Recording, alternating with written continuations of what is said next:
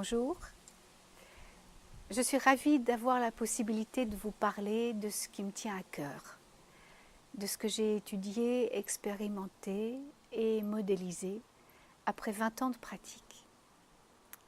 Le dialogue avec la nature afin de retrouver du sens à sa vie. Quelques mots d'abord sur mon parcours comme toile de fond de ce partage. Je suis Marianne Grasselli-Meyer, je vis en Suisse. Donc dans un paysage de plaines, de montagnes, de lacs, de routes enneigées, de brouillards, d'horizons élevés avec des vues à couper le souffle. C'est une chance. La diversité des paysages a formé mon regard, même si je suis née à Genève, en pleine ville. Professionnellement, je suis musicothérapeute. Je travaille donc dans la communication non verbale. Ce qui fait sens pour moi, ce sont les sons et les sourires, les bruits et les pleurs, les contradictions du corps et les mélodies qui naissent et qui se déploient. Ce sont des gestes, du mouvement, des regards, du lien. Toujours du lien. La mise en relation des notes entre elles, des personnes, pour en arriver à ce besoin essentiel, le lien, la relation avec notre environnement. Je me suis formée en tant qu'écothérapeute à la fin des années 1990. L'écothérapie est née avec le mouvement américain de l'écopsychologie. Ce mouvement se posait des questions, des nouvelles questions, sur les souffrances humaines. Est-ce que les dégâts écologiques que nous remarquions autour de nous avaient peut-être un lien avec nos propres souffrances? Est-ce qu'elles prenaient sens si nous mettions côte à côte le stress, le burn-out, l'isolement, les dépressions, voire même des symptômes de paranoïa, de troubles de la personnalité, et la manière dont nous traitions la nature et donc la vie sur Terre? Est-ce que l'effondrement écologique aurait un impact sur nous? Et bien sûr, se poser la question de comment y remédier. Ce mot de remède. Comment soutenir la guérison à la fois de l'homme et de la terre? La réponse des écopsychologues fut positive. Oui, nous dévastons à la fois la nature et ses bienfaits, et l'homme et ses propres ressources vives. Oui, l'âme du monde et l'âme de l'homme sont ignorées, voire maltraitées. Oui, ce que nous appelons des maladies de civilisation est bien relié à un désinvestissement de la relation à notre terre-mère.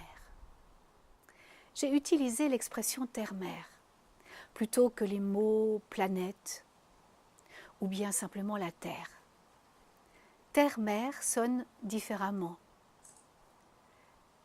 Ce mot composé est issu des traditions amérindiennes et je l'utilise à dessein.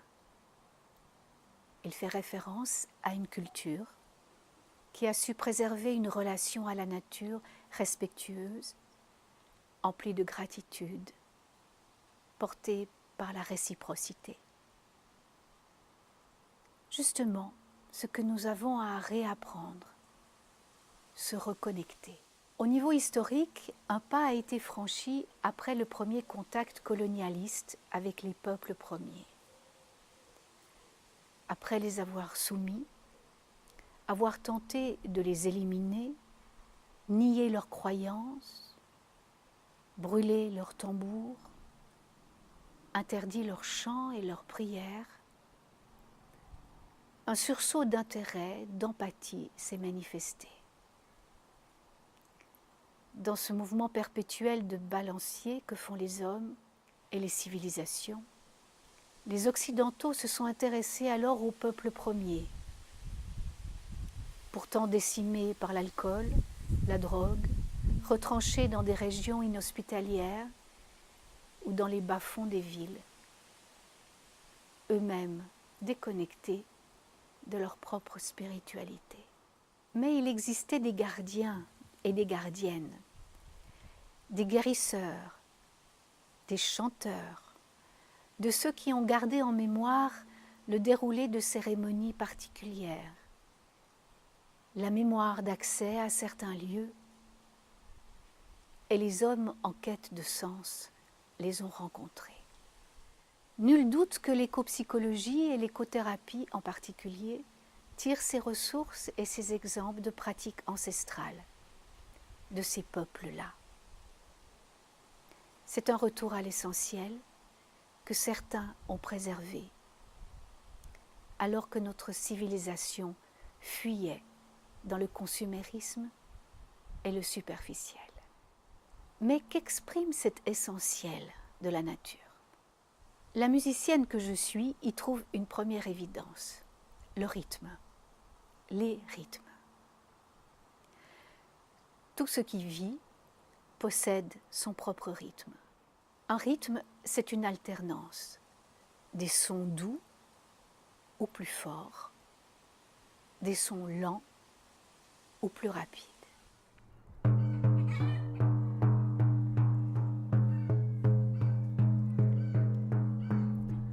Voilà le rythme que j'ai placé dans la saison de l'hiver, au nord de la Route Médecine, un rythme monotone, régulier, sans battements différenciés, un peu comme un paysage d'hiver où il n'y aurait pas de feuilles qui dépassent, où les arbres sont dénudés, où on voit à travers. C'est aussi une pulsation qui nous aide à la transe, au rêve éveillé. Quand le printemps arrive, quelque chose sort, vivifie, dynamise, et c'est ce rythme-là que j'ai placé à l'est au printemps.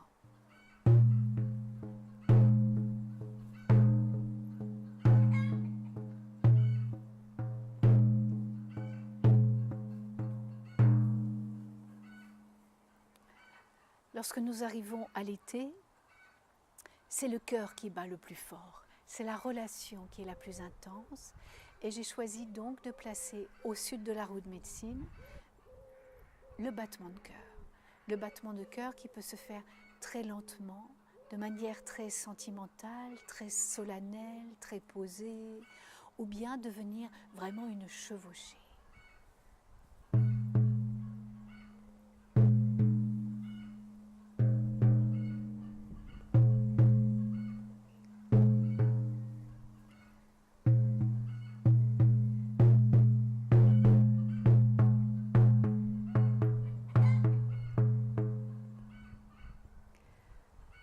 Enfin, à l'ouest de la Route Médecine, à l'automne, j'ai choisi un rythme, peut-être c'est celui que vous connaissez le plus, qui est ce rythme de battement avec un battement fort et 3 autres pulsations plus tranquilles, qui est un rythme d'affirmation, mais aussi un mouvement entre s'affirmer et revenir à soi-même, l'équinoxe d'automne.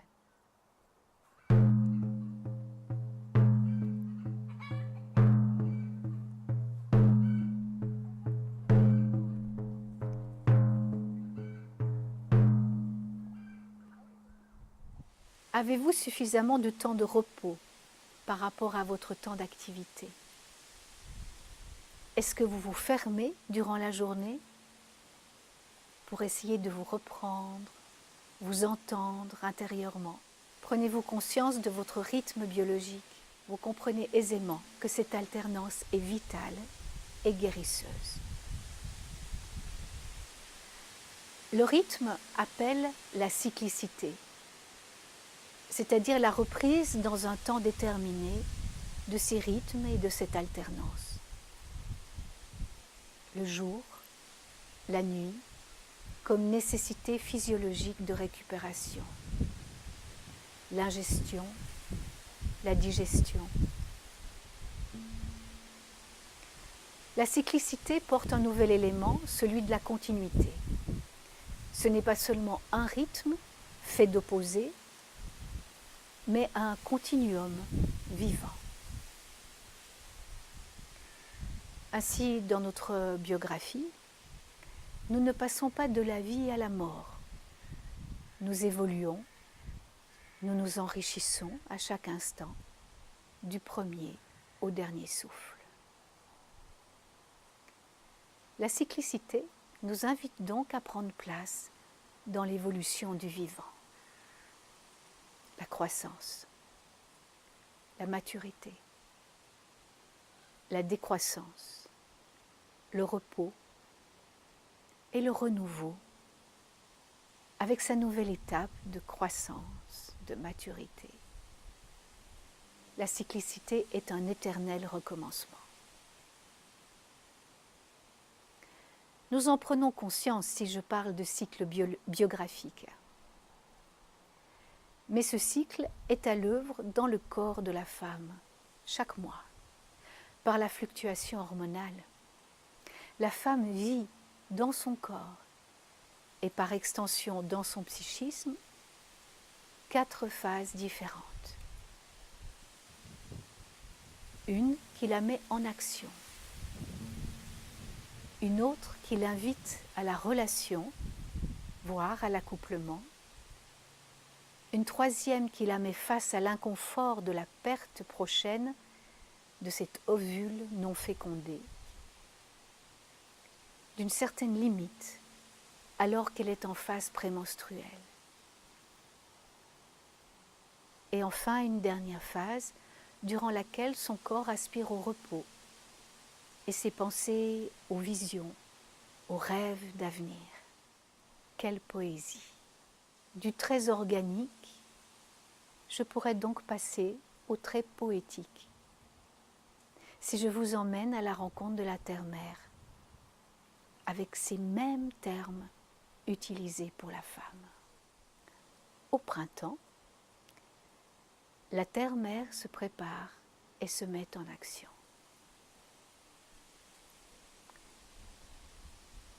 À l'été,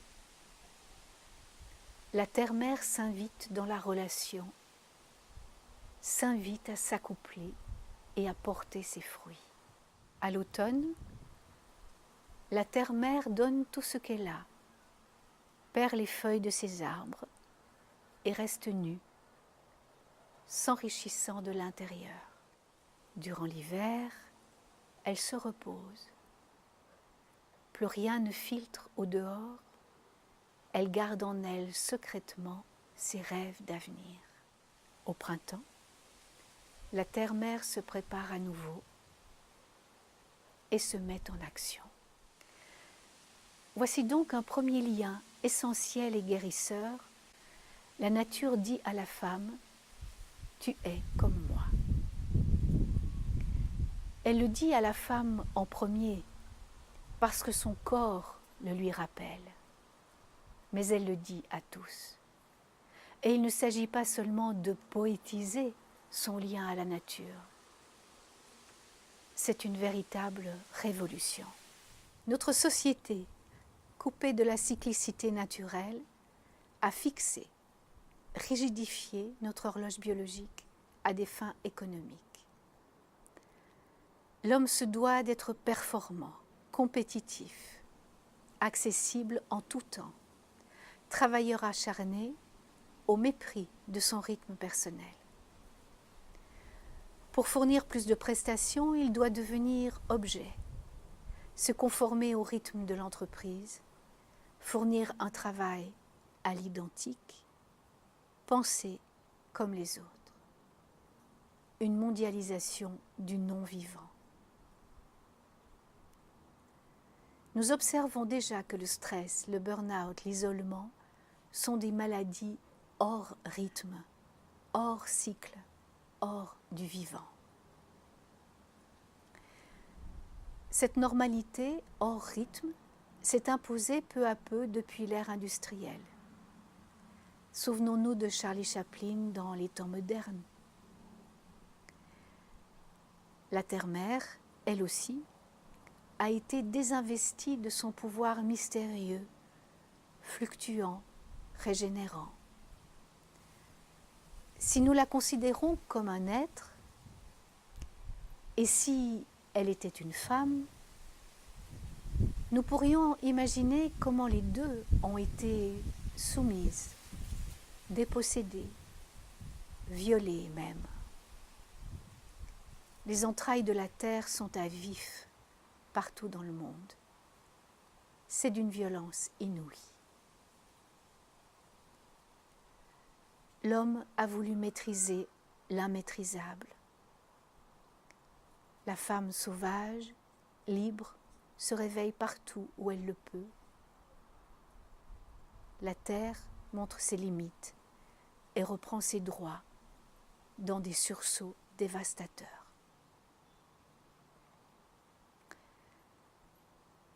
Le retour à la cyclicité est pour moi bien plus largement une révolution contre la déshumanisation.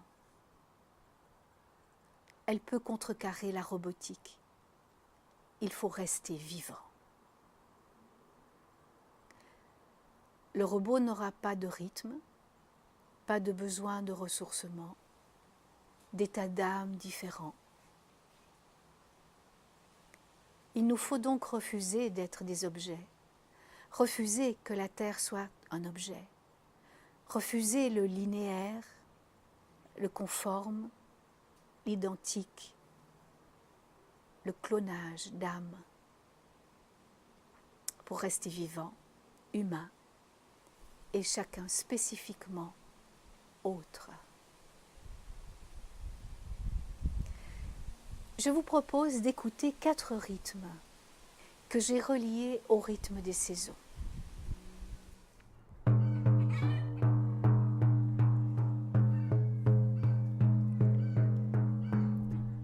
Voilà le rythme que j'ai placé dans la saison de l'hiver, au nord de la route de médecine, un rythme monotone, régulier, sans battements différenciés, un peu comme un paysage d'hiver où il n'y aurait pas de feuilles qui dépassent, où les arbres sont dénudés, où on voit à travers.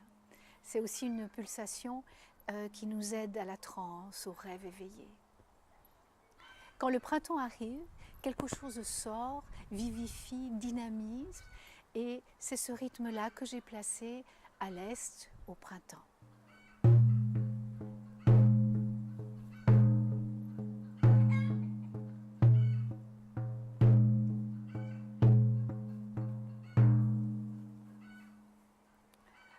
Lorsque nous arrivons à l'été, c'est le cœur qui bat le plus fort, c'est la relation qui est la plus intense, et j'ai choisi donc de placer au sud de la roue de médecine le battement de cœur. Le battement de cœur qui peut se faire très lentement, de manière très sentimentale, très solennelle, très posée, ou bien devenir vraiment une chevauchée.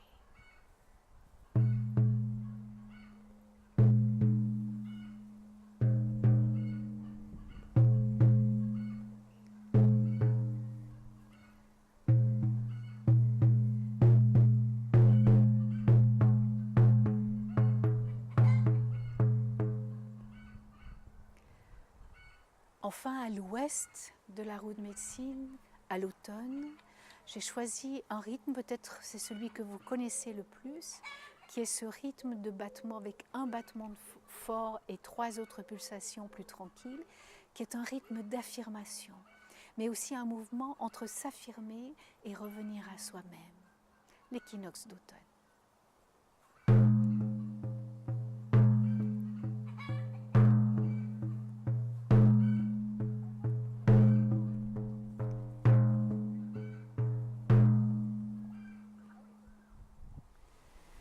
Respectez ces rythmes annuels. Chaque saison vous apporte les fruits, les légumes utiles à votre équilibre, mais aussi pour un équilibre intérieur. Faites comme la terre. Respectez votre rythme de vie autant qu'il vous soit possible de le faire. Refusez le travail non-stop, l'envahissement des réseaux sociaux qui vous happent des heures de vie, de partage avec vos proches. Respectez vos heures de sommeil et veillez également à une nourriture digeste. Observez les saisons et faites au mieux pour vivre avec elles et non contre elles. Même s'il ne vous est pas possible de vous joindre à l'horaire des poules qui se lèvent à l'aube et qui rentrent quand le soleil se retire, en être conscient, c'est déjà beaucoup. Et adapter vos activités vous permet de rester en santé. Ce qui m'amène à ma deuxième évidence. La première, c'était le rythme. La deuxième, la diversité. La diversité, c'est l'antidote au conformisme et à l'individualisme égocentré. La diversité nous rappelle que nous sommes uniques, que nous avons une façon particulière et critique, donc pensante, d'être au monde, de trouver notre place, que nous avons une trace de notre destin individuel. Et à la fois, tout aussi important, c'est de faire partie, de s'unir à la globalité, aux toutes, aux autres, à l'autre, au tout autre. Si nous mettons la diversité à l'honneur, viennent à ses côtés la tolérance, l'intérêt, la curiosité de découvrir un autre être avec ses spécificités, sa culture. Je m'aime comme je suis, dit l'individualiste. Je t'aime comme tu es aussi, dit l'éco-centriste.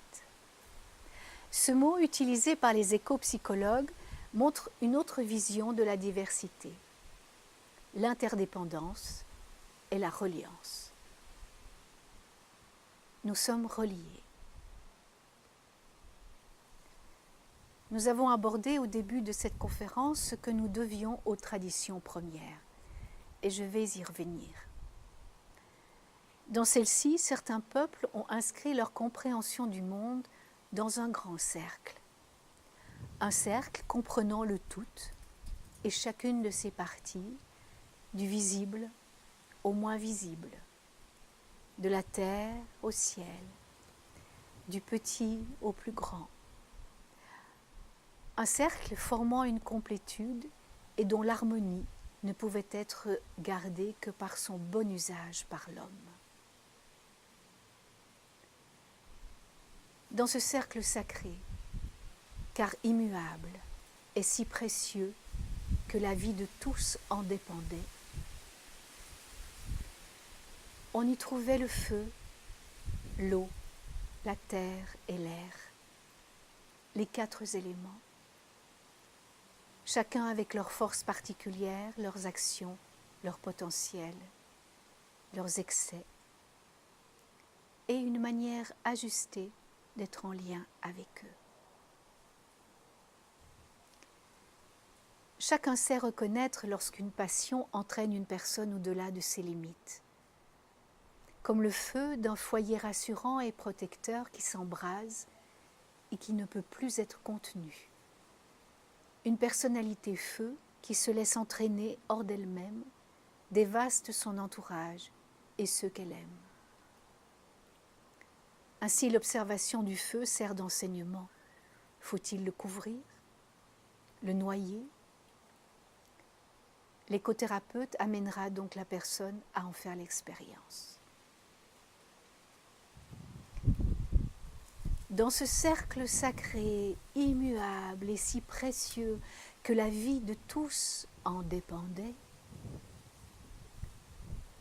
on y trouve toutes les plantes, des semences aux arbres déployés, des fougères aux fleurs. Toutes les pierres, en vénération avec les anciens, qui sont présents depuis si longtemps que les années ne peuvent se compter. Il y a tous les animaux, de l'insecte aux grands oiseaux migrateurs, de la tortue à la gazelle, du singe joueur aux grands prédateurs. Il y a tous les hommes, les femmes, les nouveau-nés, les enfants, les adolescents, les m'as-tu vu, les anciens, les anciennes, les presque au-delà.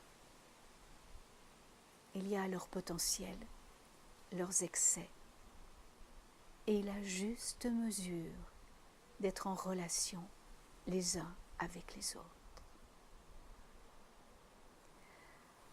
Ainsi l'homme, le plus grand des prédateurs, a reçu l'autorisation de prendre, de tuer à volonté et de consommer tout ce que la terre produit. Non pas seulement pour sa survie, mais pour son profit.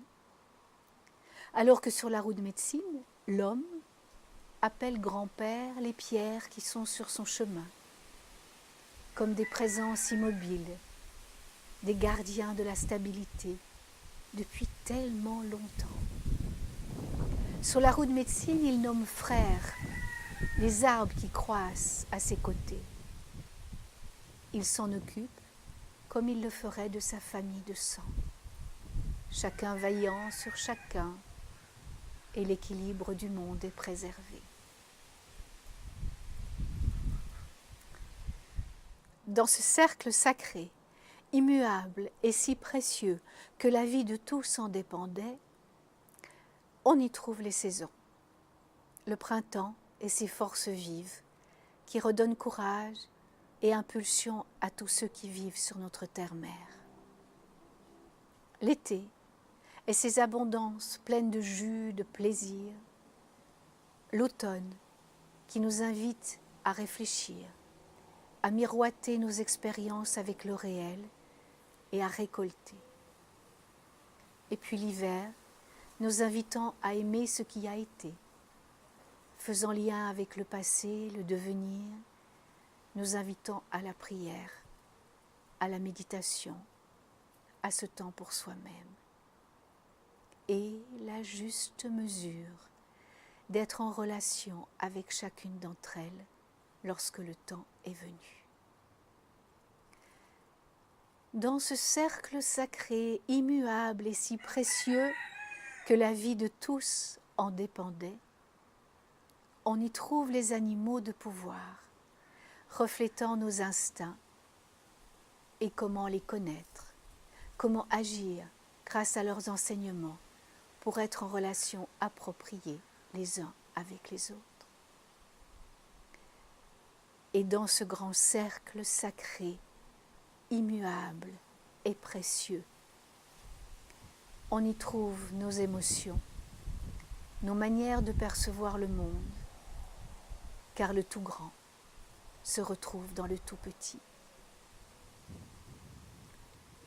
Jung y a fait référence dans son travail analytique. Notre personnalité résonne d'une note fondamentale. Nous sommes mus soit par l'intuition, soit par l'émotion, soit par le sensoriel, ou plutôt de manière intellectuelle. Nous connaître, savoir nos portes d'entrée pour découvrir et aimer la vie, c'est primordial. Sans elles, nous passons à côté d'informations essentielles, comme s'il nous manquait un sens. Vivre par l'émotion fatigue inutilement et finit par nous couper des autres. Vivre sans émotion nous éloigne de la beauté du monde et nous rapetisse dans l'aigreur. Ce grand cercle sacré nous invite à bouger, à ne pas nous figer dans la souffrance ou dans le confort. C'est une roue en perpétuel mouvement. Dans les traditions amérindiennes, elle se nomme roue de médecine. car c'est un modèle de guérison, un idéal d'harmonie pour se soigner, c'est-à-dire pour rester vivant. Un proverbe amérindien nous incite à toujours bouger. Bougez, sinon vous empêchez quelqu'un d'autre de marcher. Quelle belle manière de penser la vie que de rester toujours en mouvement. C'est dire que vivre en santé, vivre en complétude, c'est bien de toujours évoluer à la rencontre de ces différentes qualités. Je vous invite à présent à prendre quelques minutes pour aller à la rencontre intérieure de 4 archétypes que vous connaissez sans avoir peut-être pris encore le temps de les approcher en vous. Je vous invite à fermer les yeux, à bouger un peu vos membres pour vous mettre à l'aise. Et si vous avez envie de vous allonger, faites-le. Imaginez-vous dans un paysage au moment du lever du soleil. Il y a là une femme sur une couverture, recouverte d'un manteau parce qu'il fait encore froid. Elle est là comme vous et elle attend le lever du jour. Elle attend un nouveau paysage à découvrir. Puis vient peu à peu le soleil. Laissez le soleil vous faire découvrir ce paysage. Restez quelques instants dans l'émerveillement de cette découverte. Ce paysage est différent pour chacune. Et vous faites partie de ce paysage. Vous avez alors le sentiment d'exister. Et la femme devant vous se sent vivante. Elle fait partie de ce paysage. Et lorsqu'un rayon vient la toucher, elle sent la caresse du soleil. Elle se lève, elle se dévoile. Cette femme aime ce qui est grand, ce qui la met en valeur, ce qui l'expose, ce qui la fait exister. Cette femme aime un homme qui l'éclaire. Elle aime avoir le ciel. Elle est visionnaire.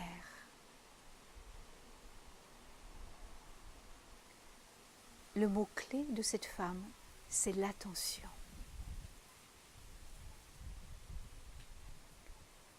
Quittez à présent cette femme et rendez-vous dans un autre paysage. Je vous propose une clairière. Tout autour, il y a des arbres, le vent, et au centre de la clairière, une autre femme est assise. Et vous vous sentez aimanté par elle. Vous avez envie de vous approcher. Il se dégage d'elle une bienveillance naturelle. Vous avez envie de vous dire des secrets. Et il n'y a pas que vous, il y a tout autour des animaux, des petits animaux qui se tiennent à distance, mais tous détendus, tous à l'aise dans sa présence. Et quand vous vous approchez d'elle, elle vous chuchote des messages de tendresse.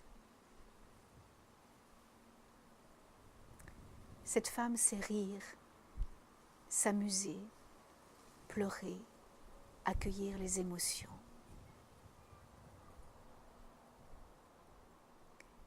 Un peu plus loin, il y a un chemin mal balisé qui passe à travers les arbres. Vous savez maintenant que c'est là que vous devez aller.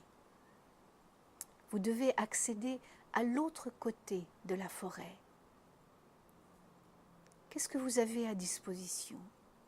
Vos mains? Peut-être que vous avez un couteau, une serpe, une faux. Et vous sentez qu'il faut dégager ce chemin maintenant pour avancer, pour vous forcer à avancer. Vous n'avez pas de peur, mais une grande volonté, du courage, de la persévérance. Et encore, voyez comment vous défrichez ce chemin pour arriver sur une route balisée et sentez comment vous changez de posture, comment vous vous sentez fier de ce qui a été accompli. Sur cette route, il y a des empreintes de pas et vous les suivez. En vous règne la force et la puissance.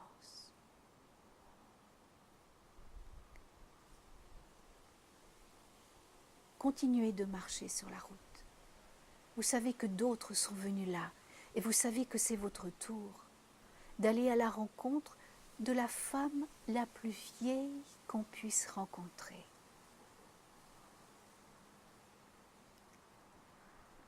Peut-être qu'elle se trouve dans une cabane, près de la mer, une hutte ou une grotte près d'une cascade. Et vous vous approchez. Vous vous agenouillez vers elle et vous lui offrez une offrande, un cadeau, quelque chose que vous avez trouvé sur ce chemin, des fleurs, des fruits, quelque chose à manger, à boire. Elle ne vous parle pas, vous ne lui parlez pas, vous êtes en silence.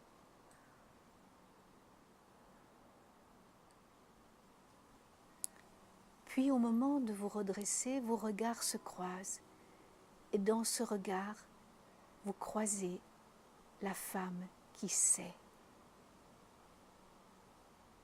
Vous ne pouvez pas raconter à cette femme ce qui n'est pas vrai. Vous ne pouvez pas prétendre. Elle sait par son expérience de vie ce qu'elle a vécu et ce qu'elle a perdu. Dans ce regard, elle vous donne sa bénédiction pour que vous soyez à votre tour une femme de connaissance. Que vous fassiez de vos réussites et de vos échecs une expérience qui va pouvoir se transmettre. Elle vous demande ce qui a le plus de valeur pour vous. Elle vous demande quelle responsabilité vous sentez pour l'avenir.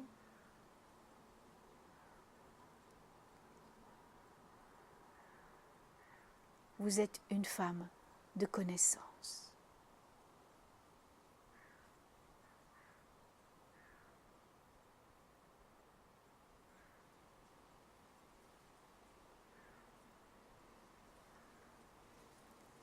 Bougez délicatement vos orteils, vos doigts. Prenez une grande respiration maintenant et ouvrez les yeux. Peut-être avez-vous été touché par l'une de ces rencontres. Peut-être vous êtes-vous senti proche ou attiré par l'une d'elles. Ces 4 femmes sont en vous, chacune leur tour et toutes à la fois. Elles sont reliées aux 4 énergies de la route médecine. La santé ne s'acquiert qu'en se connaissant et qu'en se connaissant dans notre diversité, en acceptant les différents âges de la vie, en découvrant leurs mystères, leurs ressources, en se mettant en relation consciente avec les 4 éléments, avec les 3 autres règnes, en s'ouvrant à nos potentiels réparateurs, en prenant en compte la diversité de notre planète, en aimant chacun et chacune comme un autre soi-même. Est-ce que c'est complexe, exigeant, inatteignable, voire idéalisé? Peut-être que c'est cela que vous pensez, quand toutes ces pensées sont mises bout à bout. Mais la bonne idée, c'est que ce n'est pas bout à bout, c'est juste pas à pas. Je décris ces mises en lien dans 2 livres. L'un qui permet de se familiariser avec les saisons la cyclicité de la vie et le vécu féminin. Ces rituels de femme pour s'épanouir au rythme des saisons. Un deuxième livre, Le réveil des gardiennes de la Terre, traite de l'approfondissement de la Root médecine en tant que voie de développement personnel. C'est là où cette bienveillante tradition rejoint nos aspirations les plus actuelles. Je tiens à exprimer ma plus profonde gratitude aux gardiens et aux gardiennes qui ont su, à travers le monde, garder le plus intact possible cette transmission qui a pour but une relation respectueuse entre l'homme et la nature. Cette transmission était pour leur peuple. Merci. Cette transmission est maintenant essentielle à la survie de l'humanité entière. Merci.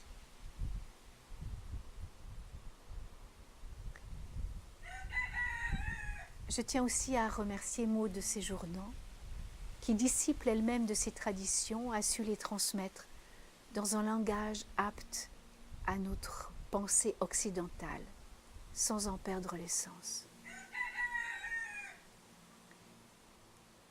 Ma part est de décliner une version que je nommerais évolutive de la Root médecine, afin de sortir définitivement, je le souhaite, du déterminisme, du fatalisme, de l'élitisme, du chamanisme, du néo-chamanisme. Il y a bien trop de ismes. Alors, avant de nous quitter, j'aimerais vous faire part d'une dernière révolution. Nous avons abordé la nécessaire reconnexion avec les rythmes de la nature. Ceux-là même qui nous permettent d'écouter nos besoins fondamentaux. La vie, même dans le geste le plus quotidien, est indissociable du rythme des saisons, qui nous ramène à notre diversité intérieure. Nous avons abordé le lien indispensable aux autres, sous forme de fraternité et d'une sororité assumée et joyeuse. Et aussi avec toutes nos relations, comme disent les Amérindiens, c'est-à-dire les pierres, les plantes, les animaux. Si nous tenons compte de ce tout, alors nous aurons à portée de main une vie complète, distillée en petites touches, toujours en mouvement, en évolution. Ce mieux-être ne sera pas uniquement destiné à notre petite personne, mais aussi pour la terre-mère, pour ses habitants et pour les 7 générations à venir. Et ceci sans jugement. Voilà ma dernière révolution, la disparition d'une espèce non menacée, l'auto-jugement. Nous sommes habitués à une compétition intérieure, à agir pour obtenir une récompense. Ceci jusque dans nos pratiques spirituelles. Si nous agissons de telle ou telle manière, nous aurons la vie éternelle. Si nous pratiquons tel exercice, nous accéderons à... Enfin, nous allons enfin changer. Sans plus le développer, car le temps nous manque, j'insiste dans ce cas sur la portée transcendante de nos gestes, de nos actions et de nos pensées. Cette transcendance exige des efforts, une discipline, une maîtrise, avec son lot de déception, d'impuissance et de possibles dévalorisations. Mais en plus, cette transcendance vise demain, l'après. La voie intérieure passe de l'encouragement au désenchantement. Nous nous jugeons de ne pas y arriver, alors que peut-être l'autre le peut. L'autre est arrivé au niveau 4 de ce développement personnel, alors que moi, non. Vous voyez comment la comparaison nous assassine notre bonne volonté. Et nous reproduisons malheureusement trop ce type de fonctionnement dans notre voie de connaissance. Alors ma révolution, ma dernière révolution, vise l'autre pendant spirituel, l'immanence. La religion de ce qui est, de ce qui est là, dans le présent, dans la matière. Car le sacré est là, dans la beauté de l'arbre tordu qui se ferait un chemin vers le soleil. Et c'est l'un des enseignements traditionnels qui change radicalement notre façon de vivre, notre présent. La vie est sacrée. La vie maintenant est sacrée. Le sacré vous permet de rendre précieux qui vous êtes et tout ce que vous accomplissez. Avec le sacré, vous prenez le temps de vous couper du superficiel pour vous focaliser sur ce qui est important et vital. Le simple geste de vous asperger d'eau le matin peut devenir une cérémonie de gratitude pour l'eau qui manque, pour l'eau à laquelle nous avons accès ou pas, cette eau précieuse.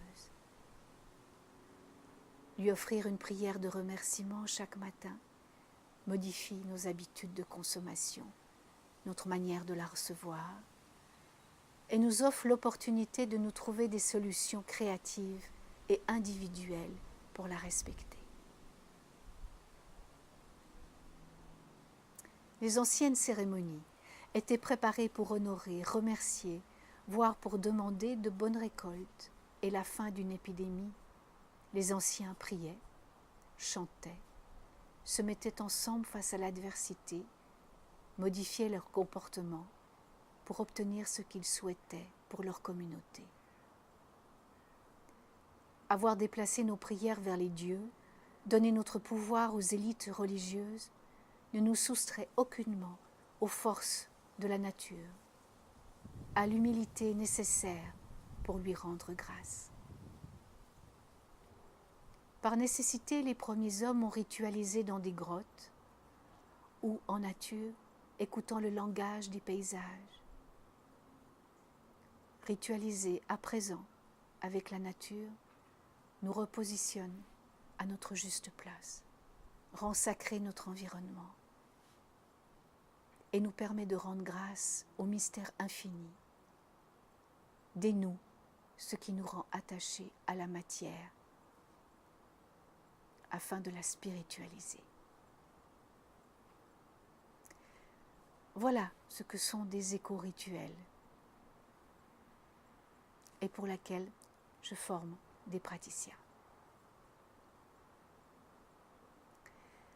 Avec la roue de médecine, telle que je vous la propose dans mon livre, je vous invite à découvrir comment tous ces trésors se déclinent. Restez en mouvement, en douceur, en joie d'être vous. Restez, selon la tradition amérindienne, en santé, c'est-à-dire harmonisé avec la beauté du monde. Et je nomme cette voie la spiritualité de l'évidence. La semence donnera un arbre. L'automne suit les chaleurs de l'été. Pourquoi faudrait-il être différent de qui nous sommes? Par contre, l'arbre donnera ses fruits s'il a suffisamment de soleil, de terre et d'eau. Vous serez humain, pleinement humain, si vous êtes connecté aux autres, à votre propre nature et aux diverses manifestations de la vie autour de vous et en vous.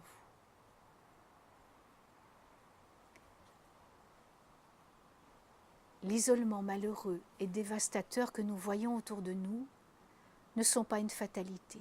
Cherchez avec curiosité, avec créativité, tout ce que vous pouvez accomplir de simple, de petit ou de grand, pour toujours être en reliance et en évolution.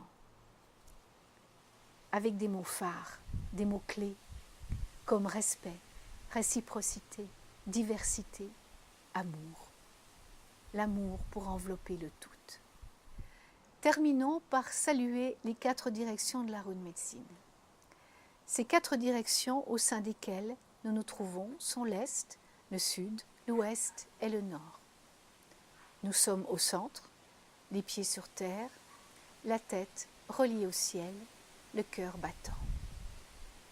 Vous pouvez déterminer ces directions à l'aide d'une boussole et vous placer face à l'est.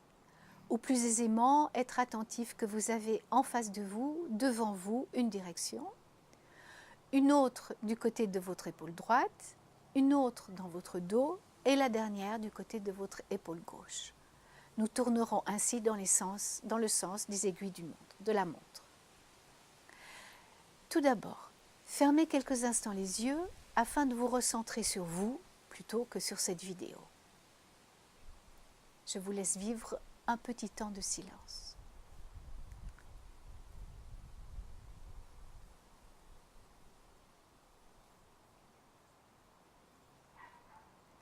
Levez-vous, faites une ou deux grandes respirations larges et profondes.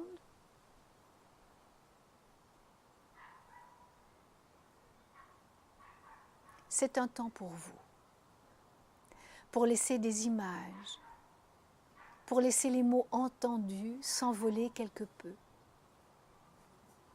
Vous pouvez vous imaginer être dans un paysage de votre choix, face à l'est, là où le soleil se lève, et puis je vous guiderai.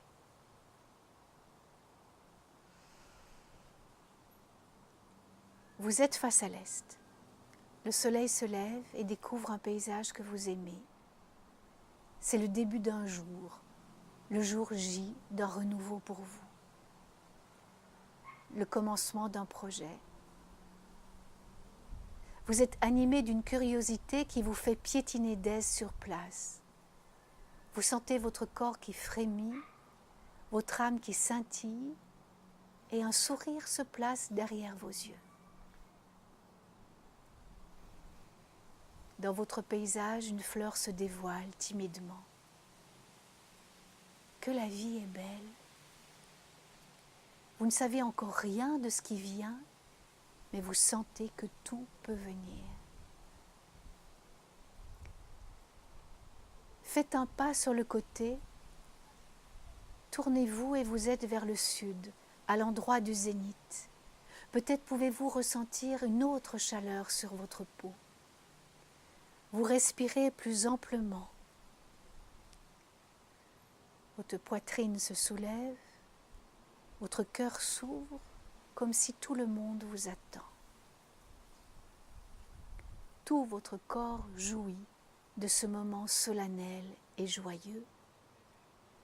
Vous vous sentez pleinement vous-même.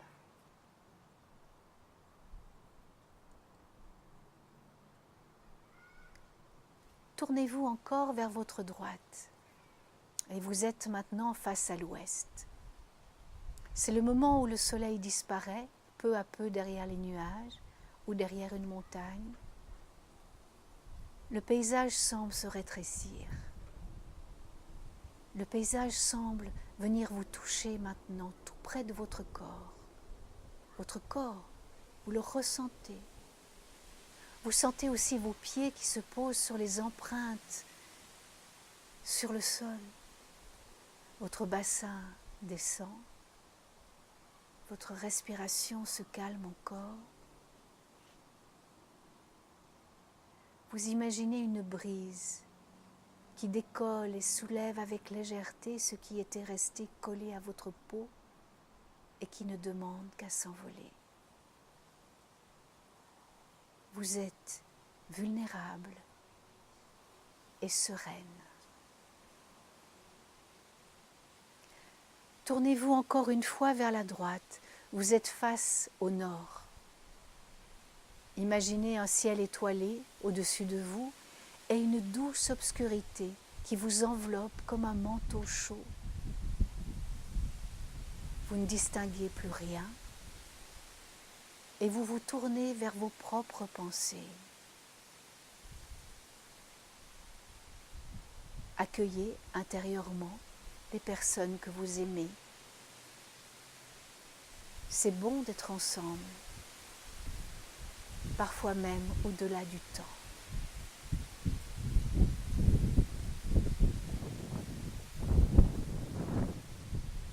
Revenez à la position initiale. Vous êtes au centre de la roue de médecine, au centre de la roue de la vie,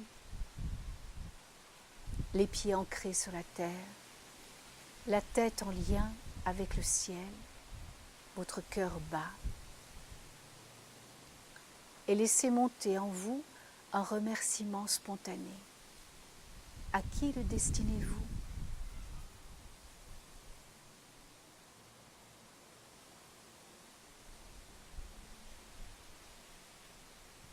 Enfin, remerciez-vous, remerciez la Terre-Mère pour tout ce qu'elle vous apprend et tout ce qu'elle vous enseigne au fil des saisons, au fil du temps à vivre, et ce, pour les 7 générations à venir.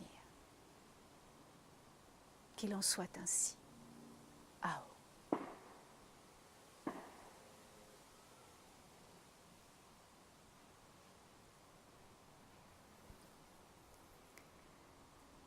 Nous voici au bout de ce temps de vidéoconférence.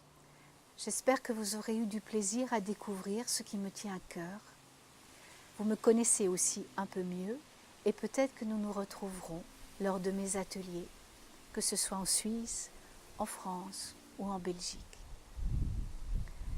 Je forme des praticiens en éco-rituel dans ces 3 pays et je vous accompagnerai volontiers sur ce chemin de pratique.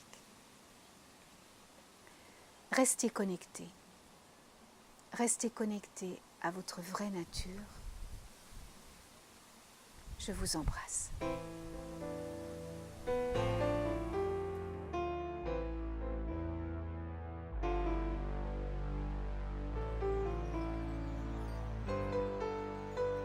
Chaque femme au creux de son ventre est toute et une femme changeante. Chaque femme au creux de son ventre